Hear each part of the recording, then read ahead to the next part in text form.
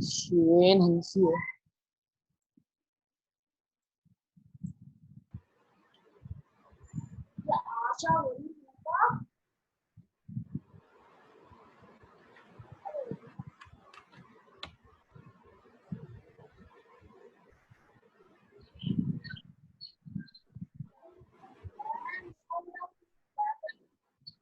यहाँ पे तो कुछ पुराना नहीं है।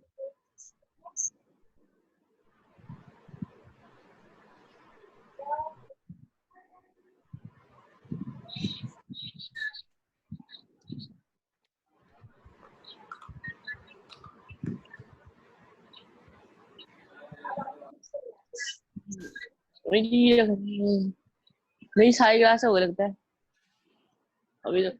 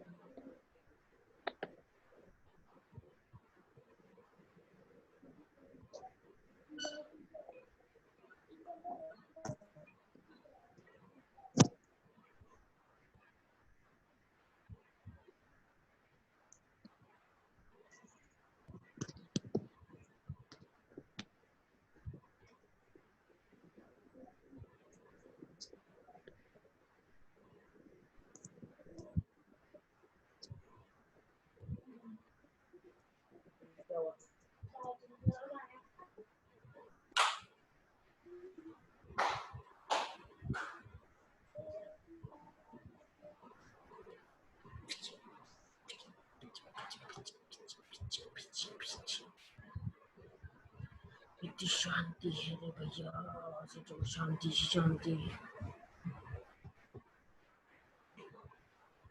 कौन सी क्लास है ये?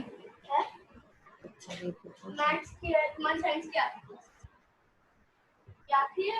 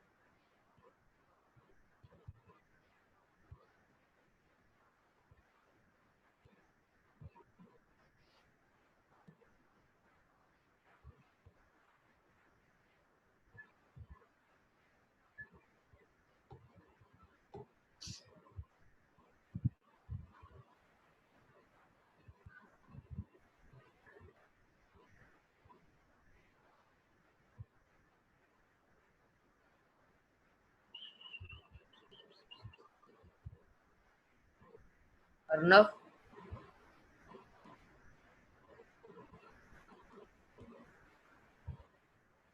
कौन सी क्लास है?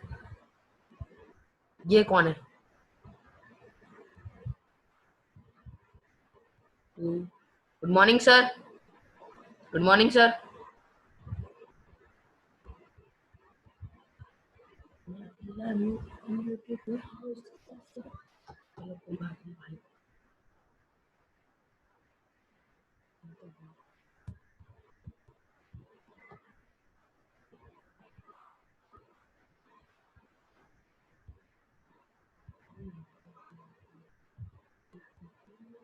Hello, good morning sir.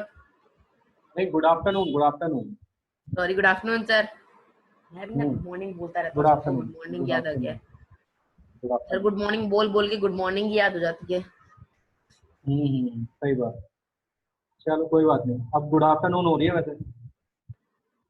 12:20। ठीक है, तो सुबह हम लोग कहाँ पे थे? हम लोग ने ग्रेविटेशनल फोर्स पढ़ ली थी, है ना? Yes sir. तो अब बात करते हैं हमारे नेक्स्ट फोर्स की, जो है मैग्नेटिक फोर्स। ठीक, तो मैग्नेटिक फोर्स को समझने के लिए ज्यादा कुछ जरूरत नहीं है। सबसे पहले तो ये समझ लेते हैं कि नॉन कॉन्टैक्ट फोर्सेस क्यों है मैग्नेटिक फोर्स, या फिर gravitational force non contact force क्यों है। एक्चुअल में ग्रेविटेशनल फोर्स की अगर हम बात करें, तो अगर वो ऊपर है कोई बॉल और उसको ग्राउंड पे आना है, वो नीचे की तरफ आ रही होगी, यानी उसको अर्थ ने, ये अर्थ है, अर्थ ने अपनी तरफ अट्रैक्ट किया है। समझो इस बात को, यानी कोई ना कोई फोर्स से तो अट्रैक्ट कर रही होगी वो। यानी अगर वो बॉल यहाँ पर होती, तब तो हम कह सकते थे कि भाई ये कांटेक्ट में है। लेकिन यहाँ पर बॉल और अर्थ के बीच में बहुत बड़ा गैप है, and they are not in contact with each other. ठीक है, यहाँ पर बॉल में और अर्थ में दोनों में बहुत बड़ा गैप है, and they are not in contact with each other, और वो दोनों एक दूसरे के कांटेक्ट में नहीं है। समझ रहे हो ना बात? तो इसी वजह से हम ये कह रहे हैं कि ये जो है एक नॉन कांटेक्ट फोर्स है। ठीक, बिल्कुल सिमिलरली अगर हम बात करें मैग्नेटिक फोर्स की, तो मैग्नेट की फोर्स की अगर बात करें, हम कंसीडर करते हैं मैग्नेट को। ठीक है, यहाँ पे कोई आयरन का पीस रखा है, ये हमारा मान लेते हैं। तो मैग्नेट क्या करेगी, इस आयरन के पीस को अपनी तरफ अट्रैक्ट करेगी। कैसे? ये एक मैग्नेटिक फील्ड क्रिएट करेगी अपने चारों तरफ। ठीक है, और अगर वो आयरन का पीस उसकी मैग्नेटिक फील्ड में होगा, समझना बात को, ये वाला जो मैं पीस में जिसमें मैं जिगजैग बना रहा हूँ, ये अगर ये पीस मैग्नेटिक फील्ड में होगा, तो क्या होगा, ये तुरंत इसकी तरफ अट्रैक्ट हो जाएगा। और आयरन ने क्या किया, इसे बहुत दूर से, यानी देखो इन दोनों के बीच में कोई भी टचिंग नहीं हो रही है, यानी ये दोनों आपस में बिल्कुल भी कांटेक्ट में नहीं है। लेकिन आफ्टर अट्रैक्टिंग, जब ये मेटल का पीस इससे स्टिक हो जाएगा, तब हम ये कह सकते हैं कि भाई ये हमारा क्या है, कांटेक्ट में है। इसी वजह से हम इस मैग्नेटिक फोर्स को भी क्या समझते हैं, नॉन कांटेक्ट फोर्स समझते हैं, क्योंकि ये बहुत दूर से बिना कांटेक्ट में आए किसी भी मैग्नेटिक मटेरियल को अपनी तरफ अट्रैक्ट कर सकता है। ठीक, अब मैग्नेटिक फोर्स होती क्या है? मैग्नेटिक फोर्स होती है the force by which a magnet can attract any magnetic material. और अगर हम मैग्नेट की बात करें, दूसरी मैग्नेट को अट्रैक्ट करना, तो हम उसमें ये कह सकते हैं मैग्नेट कैन अट्रैक्ट और repel any other magnet also with that force. With which force? With magnetic force. अगर हम बात करते हैं मैग्नेटिक फोर्स की, तो मैग्नेटिक फोर्स जो है किसी और मैग्नेट को, यानी अगर ये मैग्नेट जो है, कोई एक मैग्नेट अपने से दूसरी और मैग्नेट की बात को अट्रैक्ट कर भी सकती है और रिपेल भी कर सकती है, वो उसके पोल्स पर डिपेंड करता है। यानी अगर नॉर्थ नॉर्थ आमने सामने रखे हुए होंगे, if north north poles are opposite to each other, तो इट मीन्स वो तो रिपेल होगी, दोनों मैग्नेट रिपेल हो जाएंगी, दोनों मैग्नेट एक दूसरे को फोर्स लगाएंगी, रिपेल कर देंगी भाई। लेकिन अगर मैग्नेट और एक मैग्नेट में नॉर्थ पोल साइड में रखा है और उसके जस्ट सामने दूसरी मैग्नेट में साउथ पोल है, ठीक है, तो वो दोनों एक दूसरे को क्या कर लेंगे, अट्रैक्ट कर लेंगे। तो ये भी एक तरीके का मैग्नेटिक फोर्स की वजह से हुआ है। ठीक, तो मैग्नेटिक फोर्स सिर्फ अट्रैक्टिव फोर्स नहीं हो सकती है, लेकिन किसी और मैग्नेट के लिए वो एक रिपल्सिव फोर्स भी हो सकती है। ठीक है, लेकिन ग्रेविटेशनल फोर्स कैसी फोर्स होती है, सिर्फ अट्रैक्टिव फोर्स होती है, फोर्स ऑफ अट्रैक्शन ही होगी ग्रेविटेशनल फोर्स से। ठीक, अब मैग्नेट अट्रैक्टिव फोर्स किसके लिए लगाती है, मैग्नेट के भी लिए लगा सकती है, दूसरी मैग्नेट के लिए भी लगा सकती है, और मैग्नेटिक मटेरियल्स के लिए तो उसका फोर्स हमेशा अट्रैक्टिव ही होता है। समझ में आई बात? ओके, अब मैग्नेटिक फोर्स की बात आती है भाई, जो शताक्षी ने मेरे से पूछा था। Shatakshi, are you there? Shatakshi, raise your hand.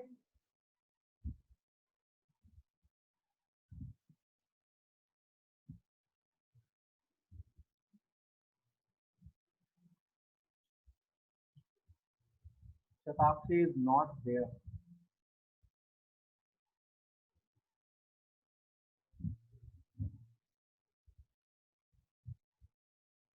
Yes Shatakshi, hello. Yes, sir, I'm there. Okay okay, तो नाउ ध्यान दो थोड़ा सा, मैं बता रहा हूँ इलेक्ट्रोस्टैटिक फोर्स क्या होती है। ठीक, तो basically electrostatic electro I'm there. अब just listen and watch carefully. ठीक, इलेक्ट्रोस्टैटिक की बात करते हो, इलेक्ट्रो अलग करते हो और स्टैटिक अलग देते हैं। ठीक, इलेक्ट्रो का मीनिंग हो गया electricity, electro is related to the electricity part. देखो समझना बात को, इलेक्ट्रो क्या है, किस वर्ड से रिलेटेड है, ये इलेक्ट्रिसिटी से। और स्टैटिक का मतलब होता है कोई भी ऐसे ऑब्जेक्ट जो कि रुका हुआ। ठीक है, रुका हुआ मतलब स्टेशनरी पोजीशन पे, स्टैटिक का मतलब होता है रेस्ट, स्टेशनरी। ठीक, तो इलेक्ट्रोस्टैटिक यानी इलेक्ट्रोस्टैटिक का मतलब है वो फोर्स जो कि स्टैटिक मतलब चार्जेस की वजह से बन रहा हो, इलेक्ट्रोस्टैटिक चार्जेस की वजह से बन रहा हो। वो इलेक्ट्रोस्टैटिक फोर्स उन फोर्सेस को बोलते हैं जिसमें चार्जेस जो होते हैं वो हमारे रेस्ट में होते हैं, या फिर स्टैटिक चार्जेस होते हैं, रुके हुए होते हैं, एक जगह पर फ्लो नहीं कर रहे होते। समझ में आई बात? अब देखो कंसीडर करते हैं, अगर मैं मान लेता हूँ, मैं एक कॉम्ब लेता हूँ। ठीक, यानी आप एक कॉम्ब की ड्राइंग बनाई है, देखो इतनी अच्छी तरीके से बन नहीं सकती, मैं सिंपल ऐसे ही बना रहा हूँ। ठीक है, कॉम्ब मोस्टली किसका होता है शताक्षी, प्लास्टिक का या किसका? प्लास्टिक का ही होता है सर। प्लास्टिक का होता है। क्या किसी कंडक्टिंग मटेरियल का कॉम्ब होता है, यानी जैसे आयरन का या किसी और मेटल का? No sir. तो एक तो चीज ये है कि कंडक्टिंग मटेरियल हमें लेना ही नहीं है, यहाँ पे पॉइंट ये है। ठीक, कंडक्टिंग मटेरियल होगा तो जो चार्ज होंगे वो उस कंडक्टिंग मटेरियल में भाई फ्लो हो जाएंगे, वो उस पर रुके हुए नहीं रहेंगे, स्टैटिक नहीं रहेंगे वो चार्जेस। जो इलेक्ट्रिक चार्जेस हैं वो उस पर स्टैटिक नहीं रहेंगे। अब हम क्या करेंगे, इस प्लास्टिक के कॉम्ब को अपने हेयर्स में रब करेंगे। ठीक, बहुत अच्छा एग्जाम्पल है, हर कोई ये एग्जाम्पल देता है, मैं समझा देता हूँ, बिल्कुल एकदम समझ में आ जाएगा। ठीक है, तो जब हम रब करेंगे तो इसके आसपास एक चार्जेस की लेयर बन जाएगी। ठीक है शताक्षी, हो सकता है वो पॉजिटिव हो और हो सकता है नेगेटिव, तो हम मान लेते हैं इनके आसपास एक पॉजिटिव चार्जेस की लेयर बन गई ऐसे। और ये चार्जेस स्टैटिक है, स्टैटिक का मतलब स्टेशनरी है, रुके हुए हैं। ठीक, अब इलेक्ट्रिसिटी हमसे ये कहती है कि जो चार्जेस अपोजिट होंगे वो आपस में क्या करेंगे, एक दूसरे को अट्रैक्ट करेंगे, और जो चार्जेस भाई सेम होंगे, लाइक चार्जेस होंगे, वो एक दूसरे को रिपेल करेंगे। अब हमें इसके सामने कुछ छोटे छोटे पेपर के पीस डाल देता हूँ, मैं थोड़ा सा बड़ा बना रहा हूँ लेकिन वो हैं छोटे छोटे। ठीक, ये बना देता हूँ ऐसे, तो कुछ पीसेस इससे अट्रैक्ट हो जाएंगे ऐसे। ठीक है, अब क्यों अट्रैक्ट हो गए, क्यों, देखो जितने भी एटम्स होते हैं वो क्या होते हैं, उसमें सब में चार्जेस होते हैं, पॉजिटिव एंड नेगेटिव दोनों तरीके के चार्जेस होते हैं। तो इसका मतलब क्या है कि पेपर में भी दोनों तरीके के चार्जेस होंगे, पॉजिटिव एंड नेगेटिव। तो देखो, जो पॉजिटिव चार्जेस यहाँ पे डेवलप हुए हैं वो अपने से नेगेटिव वालों को तो अट्रैक्ट कर लेंगे, जो जो नेगेटिव साइड वाले हैं। तो यानी इस तरफ हम ये मान लेते हैं पॉजिटिव है, तो इन्होंने क्या करा, पॉजिटिव वालों ने पॉजिटिव को तो रिपेल कर दिया और नेगेटिव वाले को, चार्ज को अपनी तरफ अट्रैक्ट कर लिया। जैसे कि यहाँ पर पॉजिटिव, जो सॉरी यहाँ पर नेगेटिव है ये, और यहाँ पर क्या हो जाएगा पॉजिटिव। तो ये नेगेटिव वाले को तो अट्रैक्ट कर लेगा अपनी तरफ और पॉजिटिव वाले को रिपेल कर देगा। तो इसी वजह से ये जो पेपर के क्लिप्स है या फिर पेपर की जो टिप्स है छोटी छोटी, वो इसकी तरफ, कॉम्ब की तरफ अट्रैक्ट हो जाएंगी। समझ में आई बात? और जिस फोर्स से ये अट्रैक्ट होंगी उसी फोर्स को हम लोग इलेक्ट्रोस्टैटिक फोर्स बोलते हैं।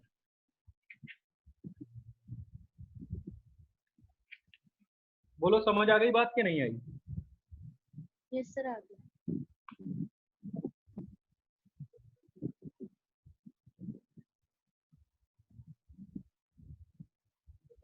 ठीक है, समझ में आ गई ना बात? क्लियर हो रही है बात? चलो, तो जिस फोर्स से भी ये अट्रैक्ट हुए, किसी ना किसी फोर्स से तो हुए होंगे, तो जो चार्जेस के थ्रू लगने वाली फोर्स होती है, चार्जेस के थ्रू, स्टैटिक चार्जेस के थ्रू अपने से अपोजिट चार्ज पर लगने वाली जो फोर्स होती है, उस फोर्स को हम लोग क्या बोलते हैं, इलेक्ट्रोस्टैटिक फोर्स बोलते हैं। और हम ये एंड में ये कंक्लूड करते हैं कि electrostatic force is due to the static electrical charges. वो किन किन की वजह से होती है? उन स्टैटिक इलेक्ट्रिकल चार्जेस की वजह से होती है। क्या? Electrostatic force. अब बताओ समझ में आई बात कि नहीं आई तुम्हारे?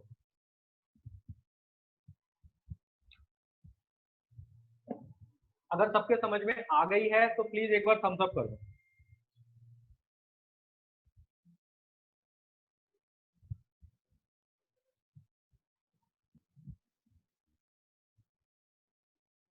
मुझे सबकी स्क्रीन पर थम्स अप दिखाई देना चाहिए भाई।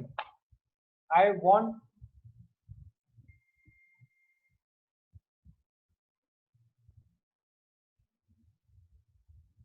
Yes Hiba, any problem?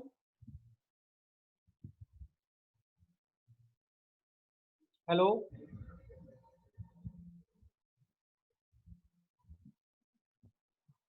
Yes sir. हाँ बेटा पूछो। सर मुझे ये पूछना था कि आपने बोला कि हमें कंडक्टिव मटेरियल नहीं लेना है, उससे चार्जेस उसमें रहेंगे नहीं, फ्लो कर जाएंगे। सर इसका मतलब समझ नहीं आया सर, मतलब उसमें रहेंगे मतलब मतलब उसमें उसमें उसमें चार्जेस रहते रहने हैं, सुनो सुनो सुनो, मैंने बोला रहने वाली बात नहीं बोली, मैंने बोला उस पर स्टैटिक नहीं रहेंगे, रुके हुए नहीं रहेंगे, नहीं रहेंगे, वो उसमें फ्लो करते रहते हैं चार्जेस ऑलरेडी। जितने भी कंडक्टिव मटेरियल होंगे, जैसे कि हमारा मान लेते हैं बिजली के वायर्स होते हैं, इलेक्ट्रिकल वायर्स होते हैं, उनकी पूरे में वायरिंग करी जाती है, सर्किट बनाया जाता है, तो लाइट जल जाती है या फिर बल्ब जल जाता है, वो क्यों जलते हैं? वो सारा करंट फ्लो कर जाते हैं। नहीं तो करंट किसकी वजह से होता है? इलेक्ट्रिकल करंट उन चार्जेस के फ्लो होने की वजह से होता है। ठीक है, वो चार्जेस उन मेटल के थ्रू फ्लो हो रहे होते हैं लगातार, एक सर्किल, मतलब एक पूरी वायर में फ्लो हो रहे होते हैं वो। समझ में आई ये बात? उससे यूज क्यों नहीं कर सकते हैं? किसको? इलेक्ट्रोस्टैटिक फोर्स, मतलब इलेक्ट्रोस्टैटिक फोर्स के लिए एग्जांपल में हम उसे यूज क्यों नहीं कर सकते हैं?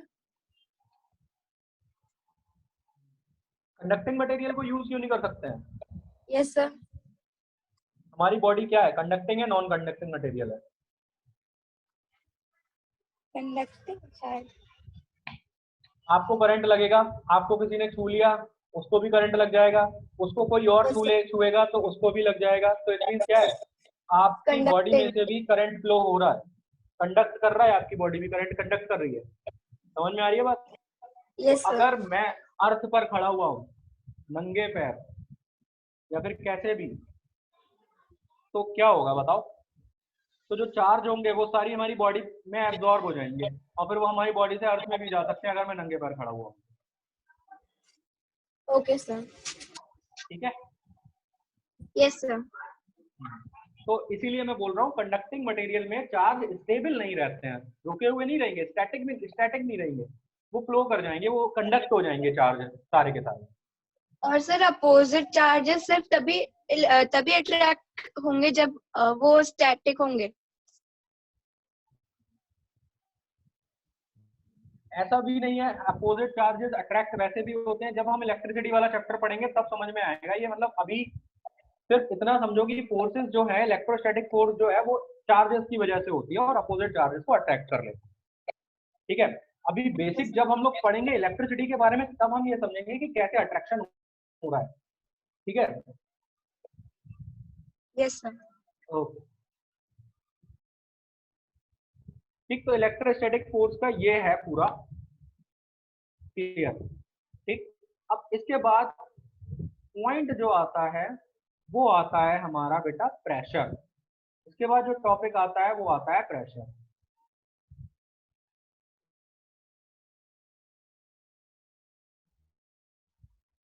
ठीक, अब प्रेशर क्या होता है, हमने फोर्स पढ़ लिया और अब हम लोग पढ़ेंगे बेटा प्रेशर। देखो, अब मान लेते हैं ये कोई एरिया है, ठीक है। मैंने बैलेंस्ड और अनबैलेंस फोर्सेस अभी आपको नहीं पढ़ बताई हैं, लेकिन मैं बताऊंगा जल्दी। लेकिन अभी सिर्फ और सिर्फ आप लोग ये समझ लो कि प्रेशर क्या होता है। ठीक है, तो प्रेशर में हम लोग ये समझते हैं कि भाई ये मान लेते हैं कोई एरिया है हमारा, बड़ा सा कोई सरफेस एरिया है, इस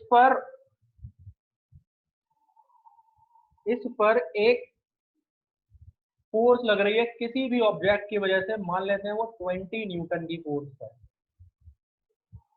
ठीक, कितने न्यूटन की फोर्स है वो, 20 न्यूटन की फोर्स है। मान लेते हैं कोई इसके ऊपर पत्थर रखा हुआ है या कोई स्टोन रखा हुआ है जो कि नीचे की तरफ फोर्स लगा रहा है इसके ऊपर, इस सरफेस के ऊपर। ठीक है, तो वो 20 न्यूटन है। अब पॉइंट ये है कि ये एरिया कितना है। अब इस एरिया को हम मान लेते हैं, ये कह देते हैं कि भाई ये 2 मीटर स्क्वायर एरिया है, क्योंकि एरिया जो हमारा होता है मीटर स्क्वायर या सेंटीमीटर स्क्वायर में ही यूनिट होती है उसकी। तो अब हमने ये मान लिया कि इसका जो एरिया है वो कितना है, 2 मीटर स्क्वायर है। तो वो प्रेशर की डेफिनेशन हमें ये कहती है कि जितना भी एरिया है उसके ऊपर जितनी फोर्स लग रही होगी उसी को हम लोग बोलते हैं बेटा प्रेशर।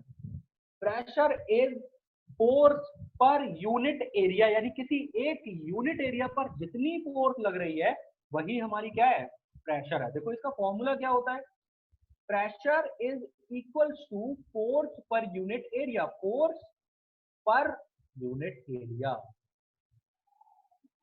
प्रेशर की सिंपल सी डेफिनेशन है फोर्स पर यूनिट एरिया। एक छोटे एरिया पर, एक एरिया पर जितनी फोर्स लग रही है वो ही उसका प्रेशर होगा। समझ में आई बात कि नहीं आई?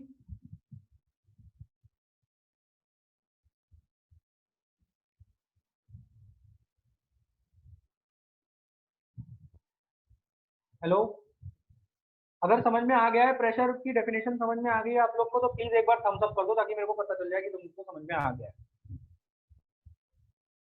जल्दी देखो, प्रेशर का फॉर्मूला भी मैंने बता दिया इसी में तुमको कि P is equal to force upon area, यानी pressure is equal to force upon area. जिसको हम डेफिनेशन में अगर लैंग्वेज में लिखना चाहें तो लैंग्वेज में कैसे लिख सकते हैं, प्रेशर या फिर the force per unit area is called pressure.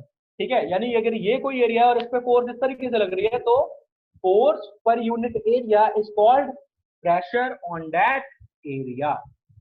ठीक, अब हम इसके यूनिट की बात करते हैं कि इसका यूनिट क्या होता है, प्रेशर का भाई यूनिट क्या होगा। ठीक है, देखो वैसे तो इसका बेसिक यूनिट जो है वो है प्रेशर का, वो पास्कल है, क्योंकि ये पास्कल ने डेवलप की थी भाई, खोज करी थी प्रेशर की। तो उन्होंने बोल दिया इसकी यूनिट भी पास्कल के नाम पे ही रख दी जाती है। ठीक है, दीक्षांत अरोरा पास्कल की स्पेलिंग गलत लिखी है आपने चैट में। ठीक, तो वैसे तो इसकी ऐसा यूनिट जो होती है प्रेशर की वो पास्कल होती है, लेकिन अभी हम लोग इसकी यूनिट निकालेंगे। Pressure is equal to force upon area होता है। ठीक, फोर्स की यूनिट जो होती है वो न्यूटन होती है बेटा, कैपिटल एन से डिनोट करते हैं हम इसे। और ठीक है, और एरिया की यूनिट होती है हमारी, अगर हम ऐसा यूनिट की बात करें तो हमेशा जब भी हम न्यूमेरिकल यूज करेंगे, कुछ भी हम लोग करेंगे, तो उसमें हमेशा जो ऐसा यूनिट आएगी वही हम लोग यूज करेंगे। तो ऐसा यूनिट एरिया की जो होती है बेटा वो होती है मीटर स्क्वायर। मीटर स्क्वायर ये है इसकी यूनिट एरिया की। ठीक, तो हमारे पास जो यूनिट निकल के आई है वो आई है Newton per metre square. Newton per metre square, तो यानी प्रेशर की यूनिट क्या आ गई निकल के, न्यूटन पर मीटर स्क्वायर। और हम ये भी कह सकते हैं कि 1 pascal is equals to, P for pascal, 1 pascal is equals to 1 newton per metre square.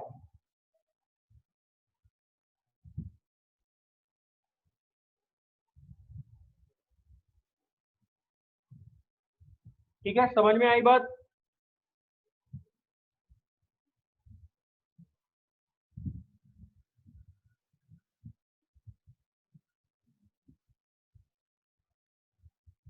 किस किस को समझ में आ गई है एक बार थम्स अप कर दो। अगर समझ में आ गई है तो एक बार थम्स अप कर दो ताकि मेरे को पता चल जाए।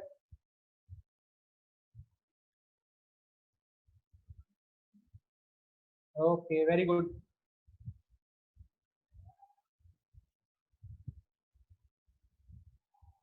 दृष्टि, मैं दोबारा से बताता हूं एक बार। मैं अब आवाज आ रही है दृष्टि मेरी? अगर आवाज आ रही है आप तक तो प्लीज एक बार थम्स अप कर दो दृष्टि,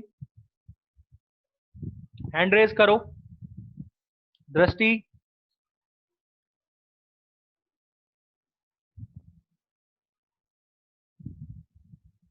यस दृष्टि, हेलो।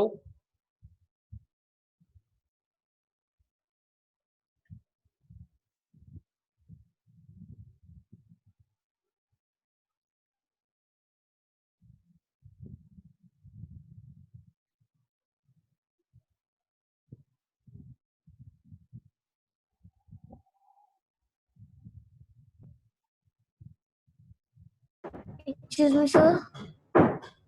यस यस बेटा। Excuse me, sir. Sir, I didn't Yes, understand what you spoke about pressure. That my voice was cracking. Okay, okay. Now my voice is clear or not? Yes, sir. Now it's clear. Okay. So I am just sharing my whiteboard and just watch. Okay. Hello. Yes, sir. Okay, तो बेटा pressure की simple सी definition होती है, मैं बताया था तुम अभी भी। तो प्रेशर की जो सिंपल सी डेफिनेशन क्या है, वो है फोर्स पर यूनिट एरिया। ठीक है, किसी भी एक यूनिट एरिया पर लगने वाली फोर्स जो होती है, अगर हम उसको पूरा कैलकुलेट कर लेते हैं तो उसको हम लोग प्रेशर बोलते हैं। Yes, sir. ठीक है, तो pressure is considered as force per unit area. समझना बात को, pressure is considered as force per unit area. Clear होगी बात? Yes, sir. ओके, प्रेशर का फॉर्मूला होता है P is equals to force upon area. Area. और इसके फॉर्मूले से ही इसका डेफिनेशन बननी है। फोर्स पर यूनिट, देखो पर, हम डिवाइड को भी इस तरीके से पर भी बोलते हैं डिवाइड को, तो पर यूनिट एरिया। यूनिट एरिया मतलब एक कोई भी एरिया हो सकता है हमारा। ठीक है, तो पर force per unit area is called pressure. अब हम इसके यूनिट की बात कर रहे हैं कि इसका ऐसा यूनिट क्या है। देखो जितनी भी फिजिकल क्वांटिटीज हैं, अगर हम उनको मेजरमेंट करेंगे, अगर उनका मेजरमेंट करेंगे तो कोई ना कोई उनका यूनिट होना चाहिए। Yes, ठीक, sir. उनकी एसआई यूनिट की बात कर रहे हैं। एसआई यूनिट की फुल फॉर्म होती है system international Standard unit. unit. Standard unit अलग है, सिस्टम इंटरनेशनल यूनिट यानी जो all over the world unit चलेगी। Yes, sir. ठीक है, Yes. जो यूनिट जो है मतलब इंटरनेशनली अप्रूव्ड है, सब लोग उसको मानेंगे। Okay, sir. ठीक है, तो प्रेशर की जो है यूनिट वो एक्चुअली में क्या है, पास्कल है। PASCAL। ठीक है बेटा, समझ में आ रही है बात? लेकिन पास्कल जो है एक साइंटिस्ट का नाम है बेटा, उन्होंने प्रेशर डिस्कवर किया था, तो उन्हीं के नाम पर इसकी यूनिट पड़ गई। जैसे कि फोर्स की यूनिट जो होती है वो न्यूटन होती है। Newton is also a name of a scientist. Yes, sir. ठीक है, तो ये है न्यूटन फोर्स की यूनिट। अब देखो, अब हम लोग इसको निकालेंगे, कैसे निकालेंगे, क्या निकालेंगे हम लोग, यूनिट निकालेंगे। किसकी? प्रेशर की यूनिट निकालेंगे। ठीक है। Push. तो प्रेशर की यूनिट देखो, फोर्स की यूनिट क्या होती है? Newton. फोर्स अपॉन एरिया होता है, तो न्यूटन हमने यहाँ पे लिखा हुआ है। ठीक। एरिया की यूनिट क्या होती है? एरिया की ऐसा यूनिट, यानी लेंथ की यूनिट होती है अगर मीटर स्क्वायर मीटर, तो एरिया की यूनिट हो गई मीटर स्क्वायर। Square. तो ओवरऑल अगर हम प्रेशर की यूनिट निकाली तो हमने क्या निकल के आई? Newton per metre square. Square. समझ में आ गई बात ये? Yes, sir. ओके। तो अब अगर मैं ये कहूं कि 1 pascal is equals to 1 newton metre per square, newton per metre square, ठीक है, तो हम ये कंसीडर कर सकते हैं, ये कंक्लूड कर सकते हैं कि 1 pascal is equals to 1 newton per metre square, यानी 1 न्यूटन पर मीटर स्क्वायर और 1 पास्कल दोनों हमारे इक्वल होते हैं। ठीक है, Yes, sir. ओके। अब पॉइंट ये आता है कि अगर न्यूटन पर मीटर स्क्वायर हम लोग लिख रहे हैं तो क्या गलत लिखेंगे या पास्कल लिख रहे हैं, तो कौन सी यूनिट हमको न्यूमेरिकल के टाइम पर कौन सी यूनिट लिखनी है?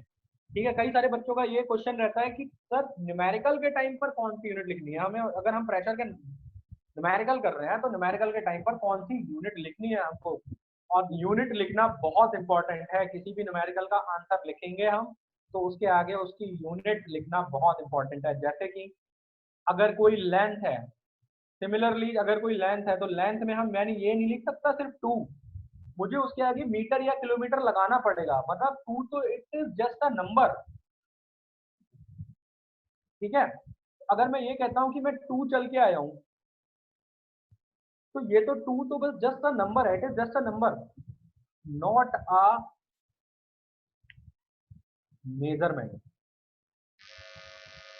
ठीक है, तो हम ये कहेंगे अगर मैं इतना चल के आया हूँ, डिस्टेंस के बारे में बात करें तो हम ये कहेंगे कि मैं अभी 2 मीटर तक चल के आया हूँ, या फिर अभी हम 2 किलोमीटर तक घूम के आए हैं। तो 2 kilometre is the real expression with unit. ठीक है, तो वो एक सही तरीका होगा लेंथ को दिखाने का, लेंथ को शो करने का, जहां पर हमने उसकी यूनिट भी लिखी है। बिल्कुल इसी तरीके से प्रेशर के साथ भी, या फिर कोई भी न्यूमेरिकल हम लोग करेंगे, कुछ भी करेंगे भाई, तो उसमें उसकी यूनिट लिखना बहुत इंपॉर्टेंट है।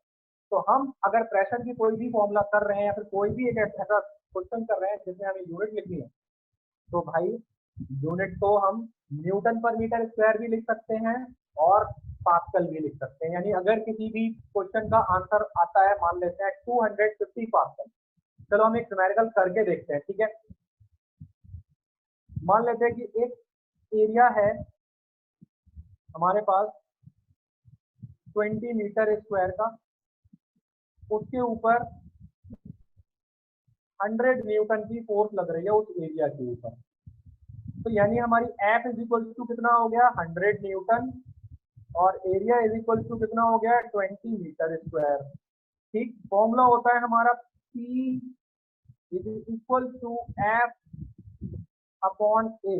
जिन्होंने अभी रिसेंटली ज्वाइन किया है तो प्लीज देखते रहो कि कैसे हो रहा है। ठीक है, तो P इज इक्वल टू 4 की वैल्यू क्या है हमारी 100 न्यूटन, तो मैं 100 न्यूटन लिख देता हूँ यहाँ पर, एंड एरिया की वैल्यू है हमारे 20, तो यहाँ पे 20 लिख देता हूँ। ठीक, यहाँ पे 0 से 0 कैंसिल आउट हो गया, एंड 2 5 होते हैं हमारे क्या 10, तो प्रेशर की यूनिट आ गई हमारी, या फिर जो प्रेशर की वैल्यू आ गई वो 5 आ गई।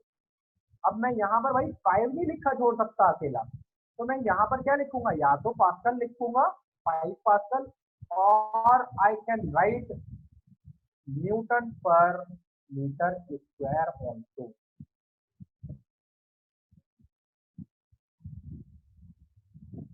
बोलो दृष्टि, और समझ में आया कि नहीं? यस एवरीवन, किसी को कोई प्रॉब्लम? दृष्टि इज देयर और not?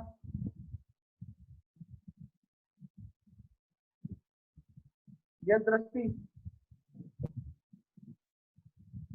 I came to know. Clear हो गई बात? पक्का? Yes, sir. Yes, sir. Okay, very good very good very good. ठीक है, तो और कोई प्रॉब्लम? शताक्षी?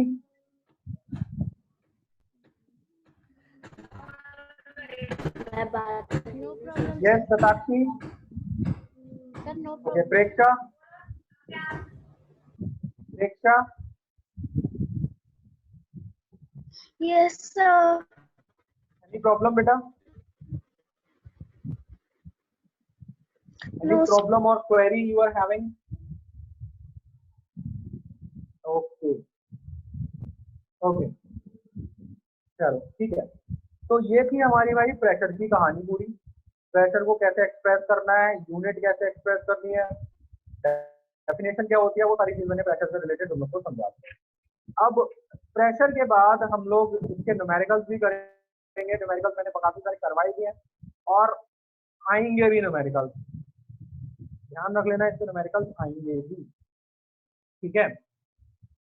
तो अब हम आगे बात करते हैं बैलेंस और अनबैलेंस फोर्स की।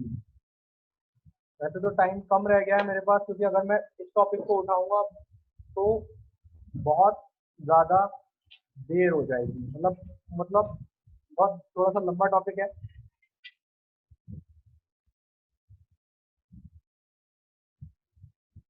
ठीक है, and we are having just 5 minute, तो मैं कुछ टॉपिक कुछ पार्ट बता देता हूँ उसका और कुछ पार्ट समझूंगा, ठीक है।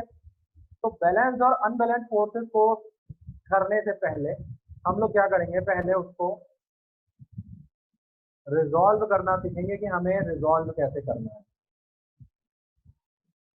ठीक है। तो सबसे पहले तो एक हम ग्राउंड कंसीडर कर लेते हैं, भाई ये ग्राउंड है हमारा, ठीक। फिर उसके बाद इसके ऊपर एक ऑब्जेक्ट कंसीडर कर लेते हैं हम, ये ऑब्जेक्ट है,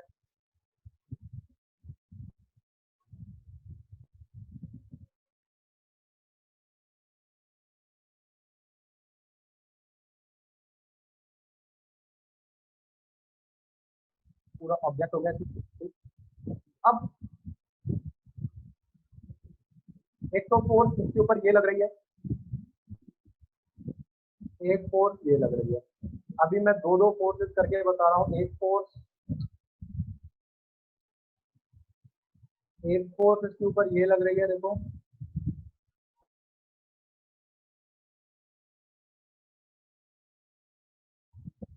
ये लग रही है। तो इस बॉक्स पर दोनों तरफ से फोर्स लग रही है। मैंने इस फोर्स को बोला हुआ है, नेम दे देते हैं इन फोर्सेस को अलग अलग। इस फोर्स को मैं बोल देता हूँ बेटा F1, इस फोर्स को बोल देता हूँ मैं F2, इस फोर्स को बोल देता हूँ मैं F3,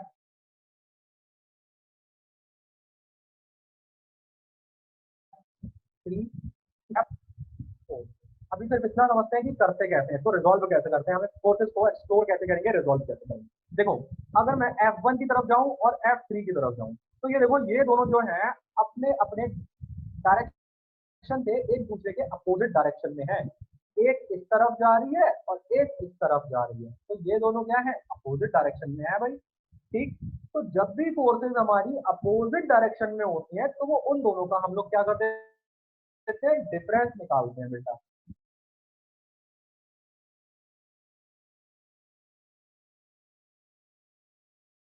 ठीक है, सेम डायरेक्शन की। देखो अगर मैं F1 की बात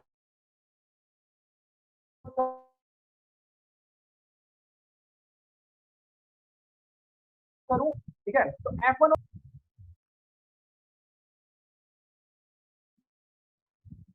ठीक है, तो ये दोनों सेम डायरेक्शन में रहने का मतलब क्या है, ये दोनों हो जाएंगे आपस में प्लस, और इनकी जगह पर जो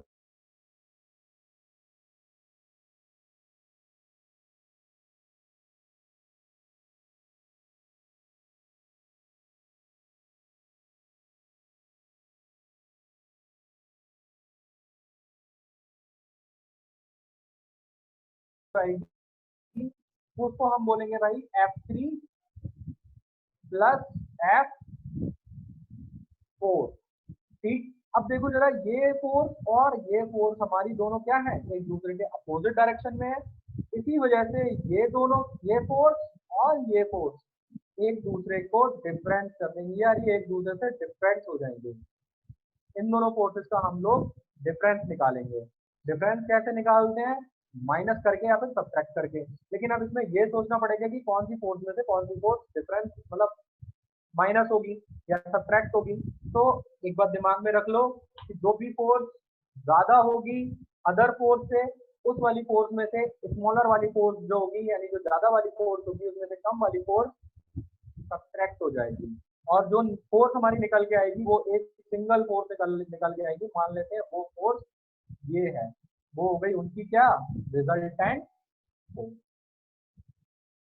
और ये फोर्स उसी डायरेक्शन में होगी जिस डायरेक्शन में ज्यादा फोर्स होगी, यानी जो बड़ी वाली फोर्स होगी, जिस डायरेक्शन में वो बड़ी वाली फोर्स होगी उसी डायरेक्शन में हमारी ये छोटी, ये जो है सिंगल फोर्स जो निकल के आई है, ये रिजल्टेंट फोर्स जो निकल के आई है, उसी डायरेक्शन में ये रिजल्टेंट फोर्स होगी।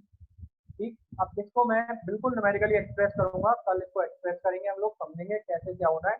और आज के लिए भाई इतना ही काफी है, ठीक है। दृष्टि और कोई प्रॉब्लम इससे रिलेटेड किसी को समझ में आ गया? ये बैलेंस और अनबैलेंस का थोड़ा सा पार्ट मैंने यहाँ पे समझाया है, कल मैं इसको न्यूमेरिकली भी करके दिखाऊंगा तो पूरा का पूरा बिल्कुल एकदम सही तरीके से समझ में भी आ जाएगा। ठीक है, वेरी गुड। ठीक है, तो नाउ आई एम लीविंग।